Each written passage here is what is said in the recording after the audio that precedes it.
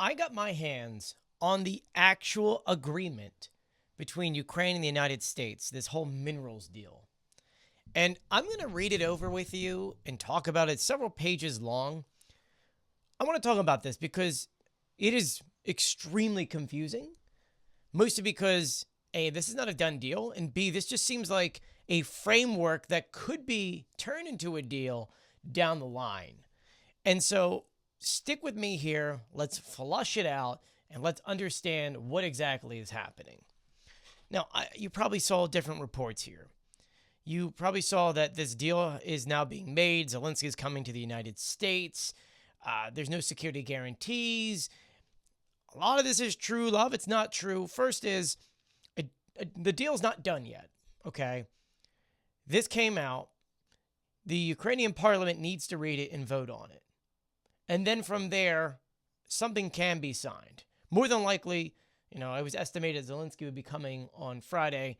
I don't think that's happening. In this deal, if you actually read it, there are no security guarantees, but the deal itself is not even a deal, as it's just a framework. I mean, even the beginning of this is the United States of America has provided significant financial and material support to Ukraine since Russia's full-scale invasion of Ukraine in 2022. And it does actually say Russia's full-scale invasion of Ukraine. Whereas the American people desire to invest alongside Ukraine in a free, sovereign, and secure Ukraine, meaning that the Americans want to put their money in there. It talks about how America and Ukraine wants a lasting peace and a dual partnership between the United States and Ukraine. It says that the United States does recognize the contribution that Ukraine has done by securing international peace all the way back in the 90s, by abandoning the world's third largest arsenal of nuclear weapons. It's talking about a lot here. But then it says down at the bottom that and I want to read this for you, quote for quote, the government of the United States of America and the government of Ukraine hereby enter into this bilateral agreement establishing terms and conditions for a Reconstruction Investment Fund to deepen the partnership between the United States of America and Ukraine. So this is just establishing terms and conditions for a Reconstruction Investment Fund, which is very different than kind of how it's being played out. This entire document can really be summed down into 5 different key points. The first one being is the creation of a fund.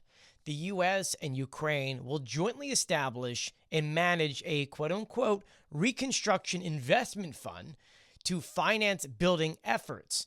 Ownership and governance details have not been defined yet, and it will be in a different funding agreement down the line. Next is financial contributions. Ukraine will contribute 50% of future revenues from its natural resources, that is minerals, hydrocarbates, or things like that, oil, gas. It's pretty much anything that is natural in Ukraine. The U.S. will provide long-term financial support, including funds, assets, and other resources. We don't know if that means weapons. We don't know if that means security guarantees, though really is nothing even stating here about security guarantees. Next is investment strategy. The fund will invest in projects to develop and monetize Ukraine's public and private assets, including natural resources, infrastructure, and state-owned enterprises. So building on the existing and new. Then there's restrictions and protections. Ukraine cannot sell or transfer funded assets without mutual agreement. That has to be between the United States and Ukraine. They both have to agree on it. Then there's a lot when it comes to contributions to the fund. They may not conflict with Ukraine's EU obligations. As you may know, Ukraine is trying to become part of the EU. There may be things that Europe wants, and if they want it, the fund cannot be in conflict with that. Then sanctions compliance. Really weird to add in here. The agreement includes safeguards to prevent sanction violations or financial misconduct, aka we want to make sure there is no corruption going on there. And sanctions, I'm not really quite sure how the sanctions play into that. I guess maybe if someone is sanctioned, it would not interfere with that fund. I'm just, once again, this is just a structure. It doesn't really go in great detail. And then number 6, implementation and ratification. The fund agreement will be negotiated promptly, approved by Ukraine's parliament, and managed by the U.S. Treasury and Ukraine's finance and economic ministries.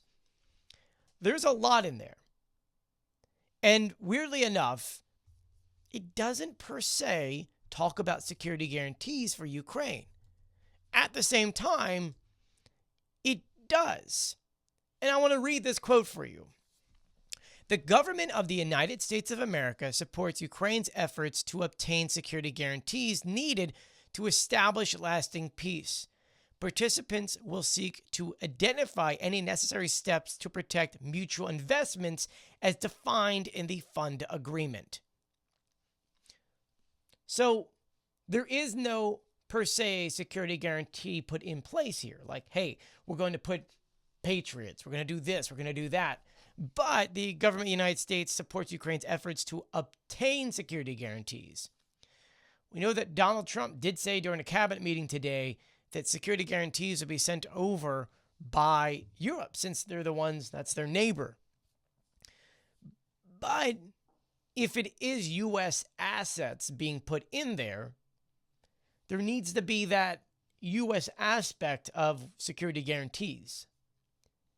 And that's why, like, this document, in a way, is like a security guarantee, because if the U.S. is investing, billions of dollars into this, obviously they're getting billions out of it, they're going to rely on that. And they're going to need that stuff to continue and not be invaded by Russia.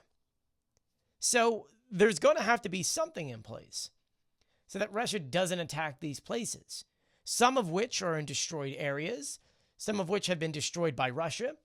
And so they need to be rebuilt and put into a position in which, hey, the U.S. is here, you can't attack us. How do we get to that point? I don't know. This is just a framework. There really isn't much to break down out of it.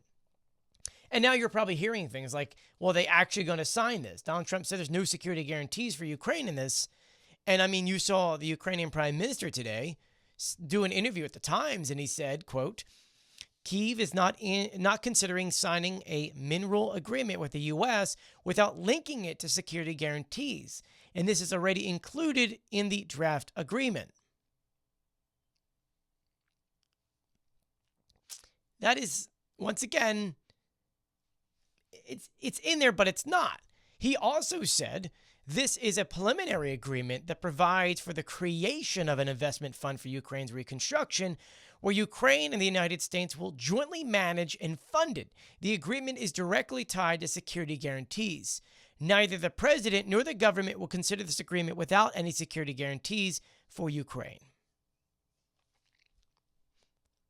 I know. I am as confused as you are, because you read it word for word. I read it word for word.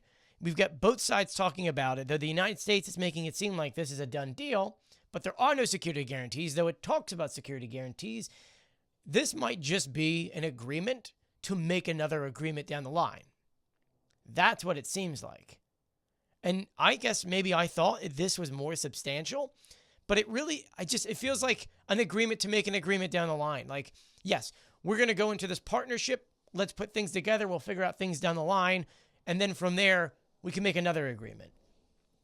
That's my understanding. I know it's very confusing. I don't really quite get it. It's kind of one of those things where I just think the United States wanted something down. And since Ukraine was able to take out a lot of really, really bad agreements in there, the $500 billion and a few other things, I mean, this to me just seems like the United States wants to invest in Ukraine. They need a safe place to do that.